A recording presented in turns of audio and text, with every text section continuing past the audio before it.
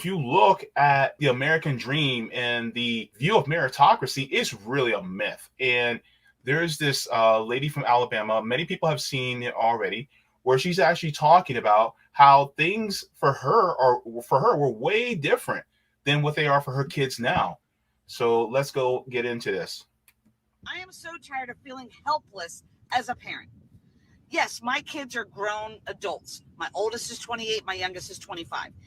And I thought by teaching them what I learned, which is you work hard, you get a good job, you're going to get the things in life that you need, right? Worked for me. Why wouldn't it work for them? Because it doesn't. Because the world has changed, all right? And now I feel like I see them struggling. And before my generation comes at me, yes, I understand struggling is a part of life. We all struggled.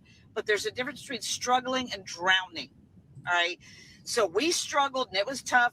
But you know what? We made it. We knew there was a light at the end of the tunnel with our struggle. It seems like kids today, no matter how much they struggle, they just get further and further down the water into the drowning point, all right? When I was their age, I was making less than $10 an hour, and I could afford to live on my own.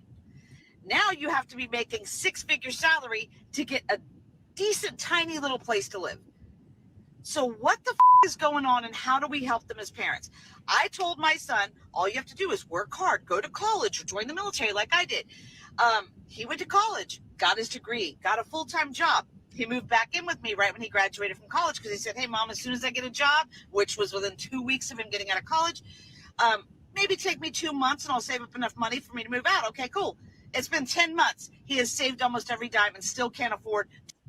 It says up there, it says the only thing I know to do is continue to support and have him stay here until hopefully it gets better. To live. Why are one-bedroom studio apartments almost $2,000 a month? Why? Like, I just don't get it. So I don't even think that there's even classes anymore. There used to be, upper class, middle class, lower class. It's literally turning into the ultra wealthy, and then everybody else is just poor. That's right. Mm-hmm. That's what it is, JB. Yep. Ultimately. And she's in Alabama, one of the cheapest states to live in. Yes. Alabama is cheap. And so that goes to show you what's happening. And I mean, when I graduated college and I moved back in with my parents, I stayed with my parents for a year and I was able to save, but it still took a year. And the thing is like, I couldn't imagine having to do it today with inflation, the way things are. In order to afford a 2-bedroom in Alabama, you need to make at least $18.13 an hour. Yep. This is why I'm telling people this $7.25 minimum wage, there's nowhere. Even the cheapest place is Puerto Rico. And Puerto Rico even is $10.36 an hour that you need to make. Yep. And it's crazy because a lot of times people will say, well, all you got to do is work hard and lift yourself up by your bootstraps. Well, how can you lift yourself up by your bootstraps if you ain't got no boots to begin with? But the thing is, a lot of those people that were making those comments about bootstraps, and now they're starting to see with their own kids that, wait a minute, maybe that's not the case.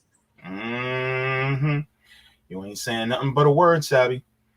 So yeah, this is, a lot of people are getting it now. And that's the point. A lot of people are getting it. And that's what I would like to bring out to them.